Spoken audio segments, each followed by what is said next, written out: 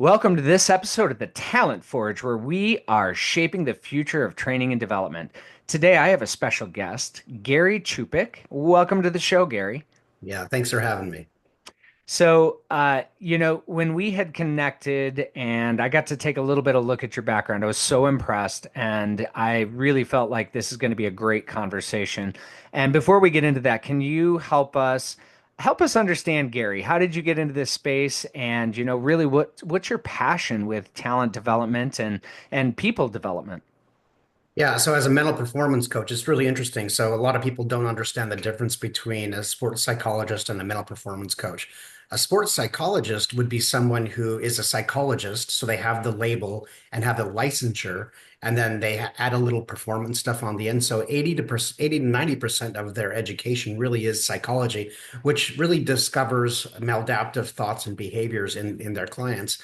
But a mental performance coach looks at what's right with people, and then we try and replicate that and share that with others. So it's I kind of call it all gas, no brakes. And so a mental performance coach, think of someone who, let's say you're walking through which this is a true story, by the way, but let's say you're walking through a professional football franchise and you're walking in the hallways and you see the training room. So I call that mental health and mental wellness, but you walk through the gym and that's what I call mental performance. And so I think a lot of people really get an incomplete view of mental performance and mental health. I think mental health is only part A. I think mental performance is part B, and you got to be able to get stronger. So I think if we can help people get stronger, they can avoid perhaps the training room with getting bruised up and bandaged up. And don't get me wrong, there's definitely a need for that. However, I think we sell ourselves short and leave a lot of performance on the table when we don't really get into the gym and get stronger. Okay, so I love that distinction and I love that background. Now, you've worked with a lot of high performance athletes, professionals all over in a number of different sports. Talk to me, what is the process for mental performance training? Like, what does that look like?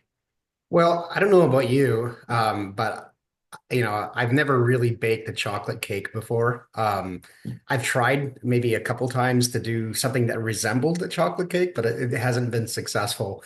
But one thing I do know that if you're going to bake a chocolate cake, that there's a sequence to the ingredients and mixing the ingredients. And I think in a lot of ways, a lot of people have all the right ingredients, but they haven't learned how to sequence them properly to get an intended outcome.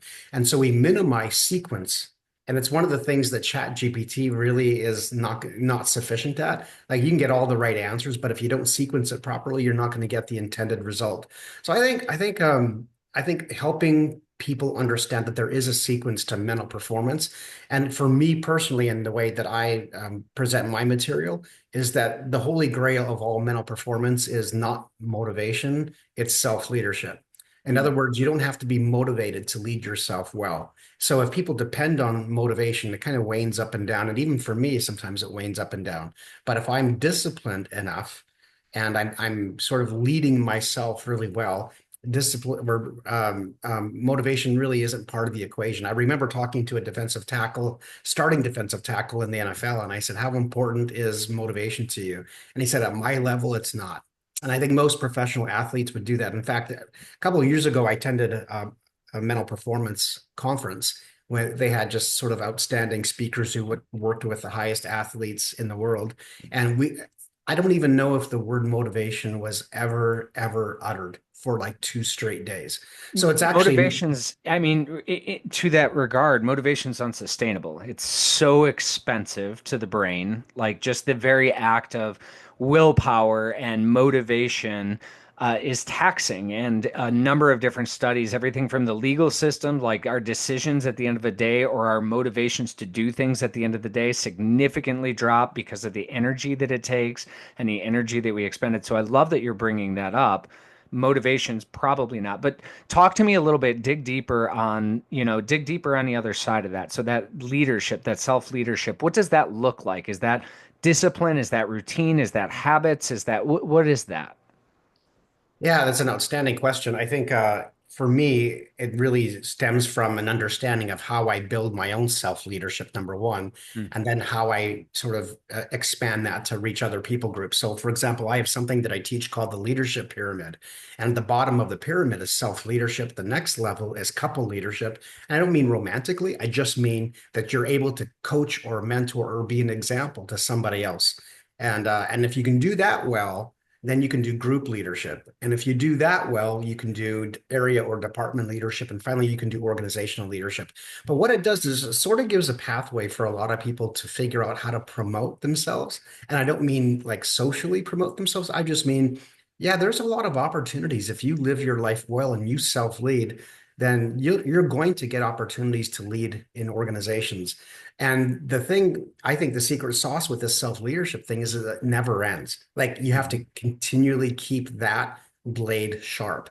And as soon as you start compromising your self-leadership, that's when organizations start to crumble. And that's primarily because of the leadership of the primary leader that isn't, like, for example, here in Seattle, it's Boeing. I'm not afraid to say that Boeing has terrible leadership who passes on responsibility for things that go wrong. And so when your leadership at the very top doesn't go well, the entire business suffers. And Boeing is a clear example of that. Not to bash anybody, but I don't mind being honest. Yep. So yeah, no one's plucking Boeing executives because of their leadership. You know, they're taking Amazon, they're plucking Amazon, they're plucking Costco, they're plucking Expedia, they're plucking all these great companies here in the Seattle area, but Boeing's not one of them. Well, it's interesting. As soon as you said that sort of triangle of leadership, I really thought of like Maslow's needs hierarchy, right? And that Mhm. base level, that structural level of we need to have our physiological needs before we move into the next level of safety and then the next level of belonging, etc. So from that base level, that self-leadership, I can see that being the structure because that's going to influence how you show up at every other level of that triangle. So I really like that. So Gary, when we're thinking about self-leadership and let's use the world of high performance athletes right now, what are some of the big things that you look at as sort of gaps? Where do some of the, because obviously and you're working with high performance athletes and I want to think about it this way they've gotten to where they've gotten. They're obviously a lot of their behaviors, a lot of their leadership has gotten them this far. And that can be raw talent, that can be motivation, that can be willpower. They've gotten to this space. So, in their minds, at least the way that the brain works is generally, well, if it's worked for me before, I want to do it again. So now we're taking them to a new level, like you said, hitting the gas and moving them even beyond what they can imagine. How do we identify the gaps, and then also how do we coach to that brain going, hey, this is actually this is next level, this is how you get to that next level. Yeah, it's a really great question because a lot of players don't understand the power of domain management. So you're right; they'll reach the peak of their physical ability, and they have a lot of talent, and they develop their skill. And there's something I call the ideal athlete. There's 12 different categories. There's probably more, but those are probably the big ones. And what we're looking for is gaps. And so actually, I created a mental performance assessment that I can share with your listeners later and give them a discount code. But I'm trying to find not just what you're good at and what you're bad at, but I'm really focused on the gaps. And so let's say you're 70% good at, self-confidence. Well, you have a 30% gap. There's a Mm. lot of gain here to be embraced. And so if you'll just sort of focus on the gaps, you're going to be a lot better off. So I think a lot of for professional athletes, I think, over are the days where you could be just excellent at one thing, but a train wreck in all the other things. So all the different domains of your life are really important. So for example, when we see an athlete really struggling on the surface of the playing surface, we can sort of take a guess that they're struggling in all the different domains of their life. Or specific domains of their life. For example, their marriage. There's no other relationship in that athlete's life that is going to promote or help their performance or hurt their performance more than their spouse. And so helping them focus on the different domains of their life is incredibly important. So I like to think of like finding these hidden reservoirs of performance. And a marriage relationship or significant other relationship could be one of those reservoirs or treasures of performance. So sometimes you got to go searching for it. Other times it's just a mindset. Like for example, Pete Carroll, coach of the Seahawks and apparently now coach of the Raiders, he said to me one time that Gary, the best always want to get better. They don't Mhm. stop. And they're always looking for a competitive edge. And we tend to think that you have to be sick to want to get better, or this person needs coaching because they're not doing very well. Well, there's certainly times where I can help an athlete that's not doing very well. I can help them. But man, is it ever fun to take someone who's just all gas and like, how do I be better? How do I do this? How do I do that? One of my favorite stories to share is about a guy who he was a businessman in Las Vegas, and we were sitting down our second coaching session ever, and we were in his office, and we were about 10 minutes into a coaching session, and he said, "Hey, can we just stop for a second? And can you leave my office, please?" And I was like, I don't know why, what's going on? Like I didn't know if I said anything to offend him or what. So I went out, glass wall, sit outside in the lobby. And about 10 or 15 minutes, he waves me in after he's on the phone and on his computer. And I walk back in and he says, Gary, you just made me $1.2 million. And he said, at $100,000, you're a good deal. And I was just like, what? Are you kidding me? Like, what did you do? And this guy was so interested in inspired action. It's not just action, it's inspired action. And so he took that inspired action in that moment. And he was like, he couldn't wait for the session to be over. He just acted right away. And those are the kind of athletes you love to work with because like even Russell Wilson would talk to Trevor Moawad every single day of the year. 365 days. Is it because Russell's a bad quarterback and then he needed help? Well, of course not. Russell just wanted to stay sharp. And so I think one of the misconceptions of coaching is that you have to be sick to want to get better. And it's just not the truth. And let me dig in on that because and this is what I have found in my corporate executive CEO type coaching, and even down the line. If I am assigned somebody who's underperforming as their coach, so if an organization reaches out and says, "Hey, this person's really underperforming, we think they're better, we want them to get better, et cetera, et cetera, et cetera," versus if that person is either that person could be underperforming or that person could be high performance. If they individually come to me because they want to get better, that's a big, You, big difference. yeah, So, I guarantee the coaches or the trainers or anybody else have experienced this where, hey, we need you to go fix this problem, or hey, we want you to go accelerate this advantage. yeah. And Mhm. we rarely, at least in the corporate world, rarely get the go accelerate this advantage. So talk to me, Gary, because you said you've done both sides. You've helped the athletes that are maybe underperforming, or you've been assigned, or somebody said, "Hey, you got to go get coaching because you're sucking right now." Versus you've worked with those athletes that are like, "Gary, I'm at the top of my game, but the top can get bigger." How do you approach those two different mediums? Because it's in my experience, it's completely different. It's a completely different game. Yeah, very much so. The people who want to get better, you can just give them crumbs and they'll just gobble them up and they will like magnify and there's an exponential sense of their growth when they take something that they really like and they just go for it versus someone maybe with a fixed mindset, maybe someone who like you said, sort of the coaching is being forced on them somehow. I think that's where your and my skill really comes through is how do we motivate someone who's not motivated or inspire someone who's not inspired. And that's quite a challenge. And what I find is it's really interesting. And what I find is, you know, Simon Sinek, he wrote a book called Start With Why. But I think there's a step that he's missing. And again, this is a Pete Carroll quote, so I can't claim it as my own. But he said, start with why, but finish with who, or Mm. end with who. And somehow we've got to be able to touch the head and the heart. So the head is your clarity, the heart is your conviction. And so the people who are really inspired and already going for it, they've made the electrical connection between their head and their heart. but somehow that underperforming employee or athlete hasn't made the connection between head and heart. And I feel like that's one of the areas that we can tap into is like there's not enough clarity for them. And so because there's not enough clarity, they can procrastinate because procrastination is not the problem. Procrastination is a symptom Symptom of of a the problem. problem. Agreed. So for me, it's like, okay, well, so either they're not clear about something or they don't have enough conviction about something. But oftentimes the who is their conviction. Like that's where their passion is. So for example, I was working with a player in the NFL and he was saying, Gary, just make me 2/10 of a second faster. Can you make me 2/10 of a second faster? I've done all the kinetic training I can do, but what about my mind? I haven't tapped into that yet. And I said, well, what would 2/10 of a second do for you? Well, that would give me more tackles and more sacks and more hurries. And what would that do for you? Well, that would put me in the Pro Bowl. And what would that do for you? Well, that would, get me my next big contract. And I said, well, what would that do for you? And he ended with a who, which is I'd be able to buy my mom a house.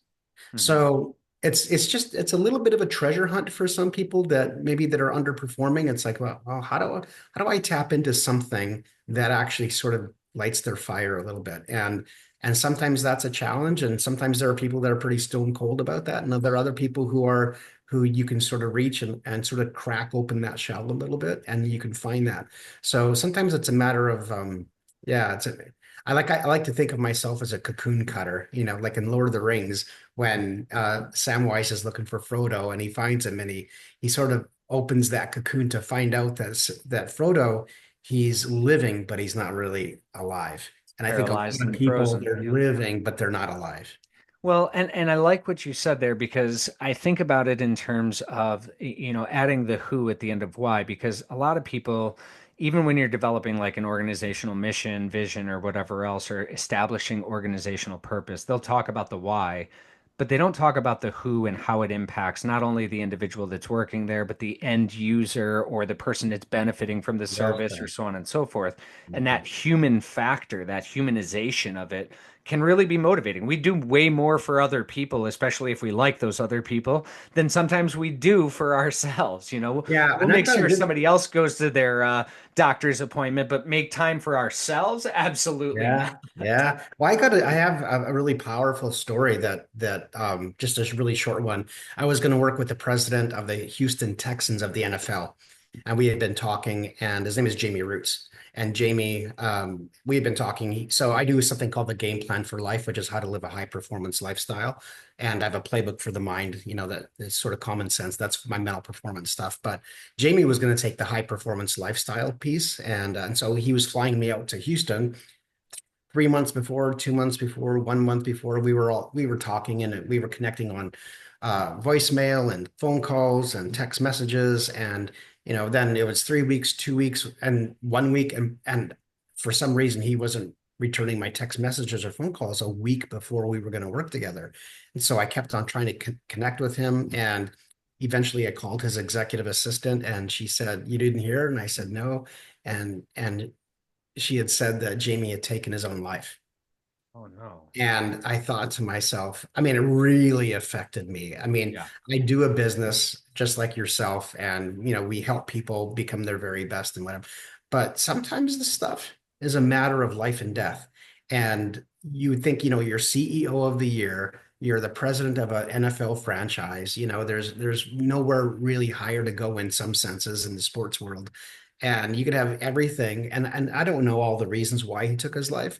But I did talk to the family a little bit, but in the end, you just never know how someone's doing. You never know. And so I think when we talk about coaching or we talk about wellness or we talk about mental health or mental performance, this stuff really is life and death. And until that hits you and I really deeply, Yeah. until we realize how serious it is that we do, man, maybe we kind of like view this as not so serious, or maybe this is sort of an add-on, or maybe this is sort of just like a helping somebody tweak their ability. No, no, no. Some of this stuff is life and death, and we need to take it seriously every time. Well, thank you for sharing that story, and that's absolutely tragic, but it does demonstrate, it doesn't matter whether you are perceived as successful or perceived as a high profile, perceived as having a perfect life or anything else like that. We really don't always know what's going on inside of somebody else's brain, their feelings, their emotions. And, I love that the work that you're doing is not the holistic aspect. That's something that I think is so important. And it's something that I want, if you're listening to this podcast and you're a trainer, and maybe you're a leadership trainer, maybe you're a communications trainer, maybe you are a conflict mediator, whatever it is, be thinking about that sort of holistic strategy. Like it's not just about conflict in the workplace. That person probably has some underlying issues, challenges, maybe burnout, maybe emotional traumas at home or whatever else that's feeding it. So I want to hear from you on this, Gary, because one of the things that we've heard is the concepts of work-life balance, and then we hear it as work-life integration, and then we hear it as, well, there is no such thing as work-life balance because, you can't just compartmentalize every aspect of the individual human experience into these little neat boxes. I'd love to hear your kind of perspective on that because I do know that, every third article is talking about how to create work-life balance and work-life happiness and so on and so forth. What are your thoughts on that? Yeah, that's actually a complicated question to answer in my view, because there's like one of the distinctions that it makes me think of is like there are some people who like to spend the 8 hours of their day investing in what's very, very meaningful to them. And then in the evenings, in their time away, that's when they feel like they come alive and do some of the things that make them happy. There are other people who don't mind 8 hours of the day working in a factory and tying shoelaces. I mean, they don't mind the mundane, and then they enjoy the evening, or it's the other way around, right? Hmm. They want to just feel passionate about what they do all day long, and then in the evening just kind of relax and do nothing. So it kind of depends on your wiring a little bit. And so when we talk about work-life balance, there are so many people all over the map that that's really important to them, that work-life balance. Well, yeah, in some respects, it depends what kind of a person you are. On the other hand, I like to find meaning in my work during the day. And so I don't do work-life balance very well. Like I just think it's all fun and it's all enjoyable. So I don't mind working till 6 or 7 p.m. or waking up at 3:45 in the morning like I usually do. I just really, really enjoy that a lot. And so I don't know. I think the whole thing is a little bit overrated, and blown out of proportion. But I think tapping into how you're wired and your identity is far more important. So if you really enjoy working hard, and of course, we just know that there are seasons throughout the year where we're going to work hard. But I always say what goes up must come down. It's like a ball in gravity. If you're going to expend a lot of energy for a while, you're going to have to figure out ways in sort of an oscillating kind of way. You're going to have to figure out how to sort of come down for that. Even if you feel like you're pretty good, like you've got a lot of energy, you still need to find ways to replenish that type of energy. So yeah, I just think it's a difficult question to answer, and it probably depends more on people's sense of identity and what they do and what they get energy from than just sort of a blanket statement for everyone. Yeah, I love that. For me, I'm very fortunate because I'm in the same boat. I can work 16 hours a day and it doesn't feel like work. I love Yeah. what I'm doing because I'm either researching, learning, interacting, looking at behavior and all that fun stuff. So for me, it's just super easy. But I think for me, it has always been, I'm confident that I could make money anywhere. I could go and work in a company. I could go be a CEO somewhere else, but it has always been less about the money for me than it is the enjoyable experience and trying to find mastery. So being self-aware in that regard, I think has helped. So when I think about like work-life integration, my life and my work is very integrated. When I'm working, I'm happy. When I'm off of work, I'm also happy. So it's like, and so I'm very fortunate in that. But I really like what you said about the wiring aspect because there are some people who say, no, I don't love work, but I go to work for my 8 hours a day to get the paycheck that affords me the opportunity to do X, Y, and Z. And if you're happy and satisfied doing that, by all means. But yeah. Yeah, agreed. One of the things that I need to circle back on is you were talking about like essentially like what is at the core, and I talked about self-leadership. But if you take the next concentric circle, so if that's at the center, if that's the bullseye, the next concentric circle is developing the disciplines and habits. And a lot of people sort of viscerally react to the word habit. And it's either like you love it or you don't, or even the word discipline, you love it or you don't.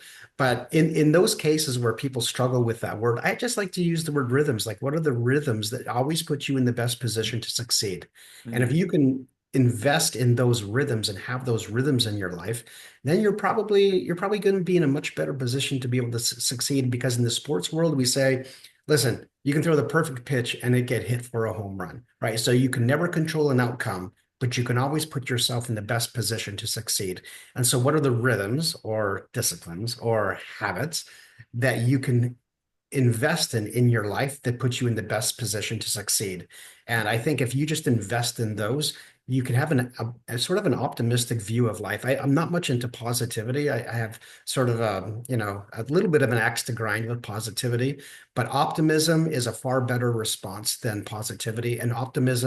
And for this reason, optimism always requires a reason for you to be optimistic. Positivity is you don't need a reason to be positive. You can just sort of feel it or be it. But even that wanes kind of like motivation.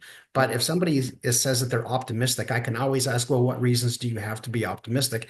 And if you can give yourself reasons to be optimistic that you can be successful doing something, as you mentioned, like you could go be a CEO in another company, or you could, be in charge of this or start your own business or work in this industry. Why? Because you've sort of built up this track record and convinced yourself with proof and with evidence that you can do something. So you've given yourself a reason to be optimistic that you can do things. So I'll take an optimistic athlete over a positive athlete 7 days out of the week. It seems like that also goes a little bit back to what you had talked about earlier in the self-confidence realm. And what level of self-confidence is, if I believe I can, then I can. And if I believe I can't, then I'm also right, So it becomes one of those. And that's not even to say that there's not naivety out there, because there are some people, and one of the things that I've done a lot of work in is youth hockey. And in youth hockey at certain ages, every parent and every kid thinks that they're going to the NHL. And realistically, statistically speaking, none of them are going to the NHL.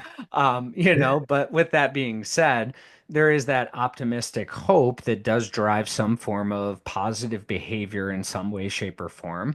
I do think it's important to be realistic and self-confident. How do you balance that, Gary? How would you help an athlete to, if the athlete comes to you and says, I don't want to get zero point 0.2 extra seconds, give me 2 extra seconds off the line. And, it's just like, I don't think that's going to happen. How do you balance that space of giving somebody that optimistic, goal-focused hope of achieving what they want to achieve, but then also tempering that just a little bit to say, is that really, is that really feasible? Is that possible? Yeah, funny you should mention that. I do have a hockey athlete in Canada that I'm working with right now, a junior hockey player who was on the fourth line, even though he's a first line talent. He has the ability to do that. And so he got demoted to the fourth line, and then his parent reached out to me and asked if I would work with him. And he's been such a pleasure. And then to see him go from the fourth line to the third line, to the second line, to the first line, and then leading his team in scoring in the playoffs was exceptionally rewarding for me working with him. However, so there's something called the illusion of choice. And the illusion of choice is what a lot of athletes have about, you talk about sort of like maybe an over exaggeration or an idealistic distortion of how good that hockey player is. And so one of the things I like to talk about is the illusion of choice. So listen, I don't know if you guys have cheesecake factories where Oh you yeah. are, but Yep. have you ever seen that menu? It's huge, right? There's Absolutely. so many choices on that menu. So I say, listen, if you want to be average, you've got lots of choices on that menu, literally hundreds. If you want to be really good at nutrition, you have a lot fewer choices. If you wanted to be an elite, outstanding, excellent eater, you don't have any choice. There's only a couple choices that you have on that menu. And so I call it the illusion of choice because what we have are players who have an outcome in their mind, but their actions and their behaviors and their rhythms and their habits and their disciplines don't match the outcome that they're looking for. And so, yeah, yeah, if you want to be average, you've got lots of choices, but if you want to be elite, you don't have many choices. And so, what if your disciplines, habits, and behaviors matched the ambition that you have? And that's where you really need to start. And so I remember working with another Canadian athlete here recently who was a long distance runner, and he was running a race and he finished in 13th out of 100, and he was an underage. And I was like, well, that's pretty impressive, you know. But let me just ask you a question. In the week before your race, the biggest race of your life that you want to get a scholarship for, you know, on a scale of 1 to 100, because there's 100 different people racing, what place would you have given yourself if there was an eating contest, a nutrition contest? And he said, well, I probably would have finished in like 64th. And Oh, I said, okay. interesting. And when it comes to your sleep, what place would you have finished in? No, probably about 25th, you know. When it comes to your training and being, you know, like working really hard at that, what place would you have? Maybe seventh or eighth. I'm like, okay, so the fact that you finished, you know, 18th or 13th or whatever it was, that's pretty good. Because what you're telling me is you prepped for finishing about 35th or 40th. So you should be really proud of yourself that you finished that well. But could you imagine what you could have done had you have trained like you wanted to be in top 10? Because you probably would have been in top 10 if you would have trained for and fashioned your life in the different domains of your life for that. So yeah, there's a lot of, especially when it comes to youth hockey, yeah, there's a lot of aspirations and ambitions, but we have to make sure that our kids are realistic about matching their effort with what they want to see happen.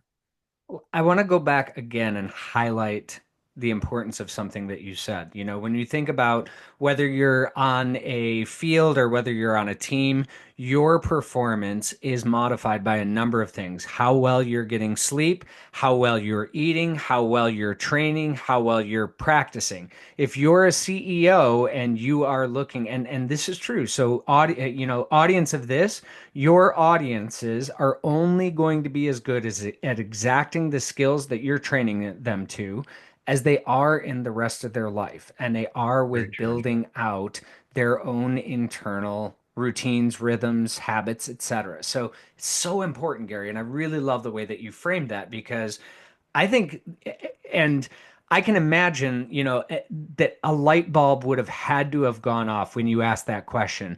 If this was a nutrition race, where would you have placed? And that moment, because I guarantee when he had that giant hamburger and a double fry and a shake a week ago, he probably was like, it's my cheat day, Yeah, right, right. but a cheat day is an option and a choice, Exactly. Well, right? what's really remarkable too is that, you know, over the course of the last, I would say 2 or 3 years, the group of people that I work with has shifted. So primarily it was athletes, and now I would say, like, I'm like just being honest about who I work with, 50% now are business owners and Okay. 50% athletes. And I think there's a lot of crossover between sports and business. One of the unique things about business people is that they don't play twice a week. They don't play 3 times a week. Even for a professional athlete that plays maybe 2 or 3 times a week, there's practices. Businessmen and business people don't get practices. They play 5 to 6 to 7 days a week. And their lack of replenishment to be able to perform at a high level is one of the most crucial things. And we know that sleep, factually, we know that sleep is the number one performance enhancing drug in the world. And so to Absolutely. get that proper sleep is crucial. We don't know an athlete in the sports psych world that works better off 2 hours sleep than seven. We just don't know one, you know. And actually, there's been studies done because I love to read research papers. There's actual studies done that talk about, you know, the difference between, let's say, 4 hours sleep and 8 hours sleep. And in every single measurable category, every single one, the 8 hour sleep will outperform the 4 hour sleep every single time. Strength, agility, injury prevention, uh, Decision making. decision making, emotional regulation, fast twitch muscle movement. I can go on and on, and there's no comparison. And so I remember walking on a football field with a head coach of a pro team, and he said, "How do you know, all things being equal, how do I beat this other team, this playoff game? Same record, you know, it's going to be a real dogfight." And I told him to sleep better than the other team, and he'll win. And he Yep. laughed at me. Mhm. I'm like, I don't know why you're laughing. I'm completely serious. If sports and football is a game of, you know, milliseconds and inches, then yeah, that's probably going to help you win, and it'll push your team over the edge to beating the other team. And they did. I'm so glad that you brought that up. So my background, neuroscience, psychology, communication, behavioral science, and one of my absolute favorite podcasts to listen to is Andrew Huberman and the Huberman Lab. Mhm. And I loved it. The one day that he broke it down, he said, "Listen, if you want to have a better life, if you want to have a happier life, a more successful life, the first thing that you can do to improve that is get more sleep. The second thing is eat better, and the third thing is drink more water." And it's just like, It's if true. everybody just started with those three things, we'd probably have a hell of a lot more It's true. productivity and just, interaction and engagement. So I love that. Gary, when we're looking at somebody who's stuck, and maybe we push them to say, all right, we're going to get you holistically looking at some of these other aspects of your life and everything else like that. What I have seen, and I've seen this both so I played junior hockey. I was an MMA fighter at one point in time, not professionally in the octagon, but in the local area, etc. So I've always been a high, high, high compete person. And whenever I would find myself sort of stuck, it would really impact that compete level. And for me, and this is one of the things that I noticed, it would impact it in a way where I was just driven and I would drive myself into exhaustion, into burnout, or anything else. When in reality, I probably should have taken a step back and just went to sleep and got myself healthier, so on and so forth. So, in working, whether it's in business or anything else, a lot of times when we're feeling stuck, it can either drive us towards motivation or it can completely unmotivate us and drop us towards depression. How do you manage sort of that dichotomy? Because obviously people are going to be different, but what happens when you get that sort of performer that just is so driven that they're going to drive themselves into the ground? How do you get them to back away from that sort of internal locus of Mhm. intention? Yeah. Well, they're committed to something, Mhm. and we have to figure out what they're committed to. So maybe there's some type of unconscious emotional commitment, or it could be a mental one. We're not quite sure, but that's why we have to do a little bit of the digging. But ultimately, what it ends up in is people get stuck between A and B, between two things that they need to decide. And the word decision in Latin means to cut away. And so they're unwilling to make a decision, cut something else away. And so they try and juggle both things, and only to find out that you can't. It'll Mhm. exhaust you and burn you out. And so I think a lot of people struggle with the indecision. And then they say, but they don't necessarily communicate it that way. They just sort of say, oh, I feel stuck, or I am stuck, or, something's not working. Well, yeah, they probably have a commitment to something that's under the surface that they haven't communicated or may not be aware of. And our job is to sort of uncover that. So helping bring that to the surface and saying, well, what's really going on beneath the surface? What's the stuckness piece? Like, what are the decisions that you're facing in your life that you just haven't chosen to cut away? Because there's a cost to everything. And Thomas Sowell said this so well. Nothing in life is free. Yep. Nothing. Everything comes at a cost. And I think the exact wording is everything is a trade-off. I think that's the exact wording he used. Everything is a trade-off. So you can choose this, but it means that you're not going to have that. And are you okay with that? And so I love that analogy because it sets the expectations really, really well. Like, am I willing to give up something like A for B? Because I am going to have to give up something, and I am going to lose something, and you can grieve that loss, and that's okay. That's being human. But at the same time, you're going to achieve whatever it is that you want to achieve. And so are you willing to make that decision to do that? And the truth of the matter is that sometimes that's a journey, right? Like Yeah. there's things like, for example, even in my own business, there's some things that I have to give up so that I can achieve something else. And those things are painful because they feel like, well, maybe that's my baby and I've created it, or maybe this Yeah. is a way of communicating or a way of being or relating to people that I've always loved. But in order for me to go to the next level, I'm going to have to evolve. Not necessarily change, but I'm going to need to evolve a little bit. And how much do I want to evolve? I guess that's the decision that we all need to make. And just like, even for me, it's like in my business, just to be raw, it's like, well, who am I going to have to become in order to accomplish this? And sometimes I say, no, I don't want to become that. and Sure. I have to be able to say, I'm just not willing to go there. It's not something I want to do or be. The ambition, if I'm driven, my ambition says I want to be there, but in reality, it's probably based on my identity, it's probably not who I want to be. I'm gonna pull something out of that because I was going to ask a question. When we look at an athlete, when we look at somebody that's a high performer, we often think, gosh, what have they had to sacrifice to get there? And I Mhm. think you reframed it perfectly just with what you just said.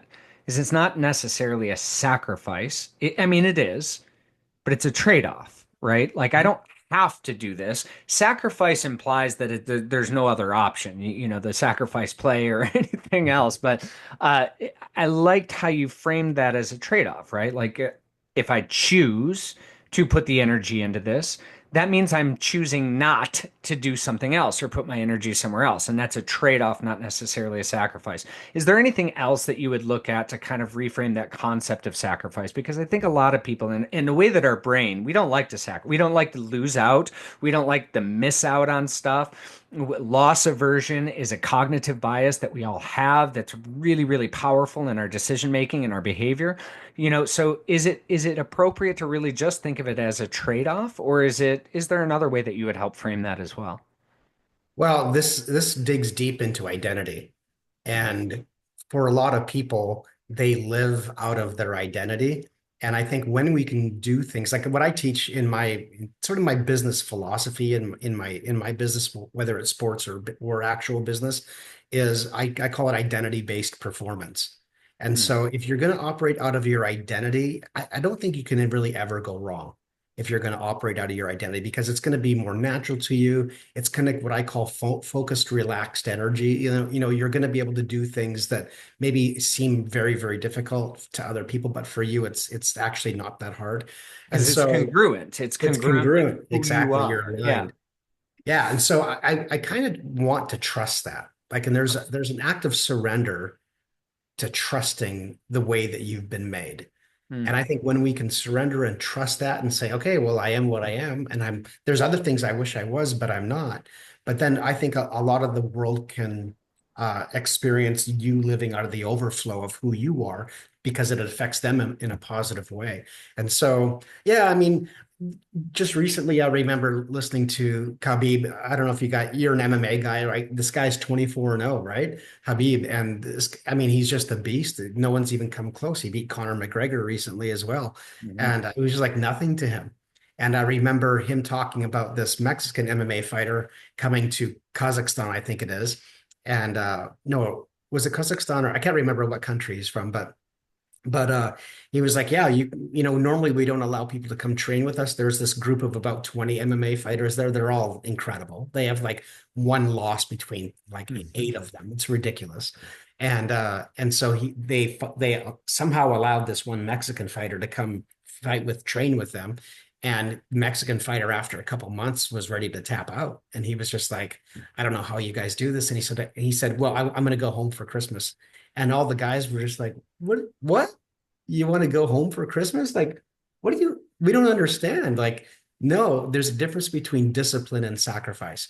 There are some players that need discipline. There are some business people who need discipline and need to sort of figure that piece out. And then there are other players who need to learn how to sacrifice. It's that illusion of choice. Like I'm going to sacrifice eating everything on the menu for the just a couple things. And and so I don't think one is better than the other. I just think that one of them is the right remedy at the right time, whether it's Right. discipline or sacrifice. And yeah, I think there's all sorts of ways to frame it. Like, what do you want more? Or, you know, um, you know, I mean, there's a lot of different ways to frame it. Like, what's the trade-off? And are you willing to do the trade-off or not?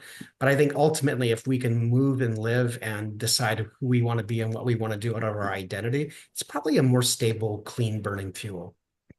It makes a lot of sense. I mean, even somebody like Charles Duhigg talks about, if you want to change a behavior, identify with it. So instead of being somebody I want to eat healthy. I am a person who eats healthy. Mhm. I want to exercise. I am someone who exercises every day. And then that congruence of the behavior really kind of goes. So I think there's a lot of wisdom in what you just said. Gary, this has been an incredible conversation. I mean, I'm sure that we could talk for hours here. If the audience wanted to get in touch with you, how might they be able to reach you? Yeah, well, primarily most of my clients are on Instagram, whether they're coaches or business people. So Instagram at Elite Mindset, and I'm the guy with the blue dot. So you can look for that verified dot. I'm also on LinkedIn, and people can Google me and find me all over on Google. But primarily Instagram is probably the number one place. Gary, this has been an incredibly insightful conversation. And I know that the audience, whoever they're coaching, whoever they're training, whoever they're representing in the HR function, they're dealing with mindsets and they're dealing with mindsets that are all over. They're dealing with identity, they're dealing with motivation, they're dealing with discipline, routines, rhythms, and all of that. There's so much great ideas, thoughts, and tactics that came from this conversation. I just want to say thank you for being here with us on the Talent Forge today. Yeah, thank you for having me. And if I could give a free gift to your listeners, I would love to Amazing. do that. Yeah, So amazing. I created a mental performance assessment. I think it's the most thorough assessment on the internet. I don't say that lightly as a salesperson. I actually know that it's the most thorough mental performance assessment on the internet because I studied this stuff and I'm nerd out about that kind of stuff. So it's elitemindset.assessment.com. And for your audience, I'd love to give a free gift. So if they type in elite with all capitals and the number 100, they can take it for free. It's anywhere between a $30 and $150 value, and they can take it for free. So Elite 100, and that's they can figure out where the growth areas in their mindset are and where the areas that are doing really well. That's incredibly kind, Gary. Thank you. So, audience, you heard that all caps Elite 100. Go check it out. We'll make sure that that link is in the show notes so that way you can find it there. We won't put the code in there, so it's only if you're listening. We want to get you out there, but go give it a shot. Let's learn about I am an assessments person. I've not taken it, but I guarantee you I'm going to check it out, Gary. So, again, thank you for the kind offer and for being here today. Thank you for having me. And thank you, audience, for tuning in to this episode of The Talent Forge, where we are shaping the future of training and development.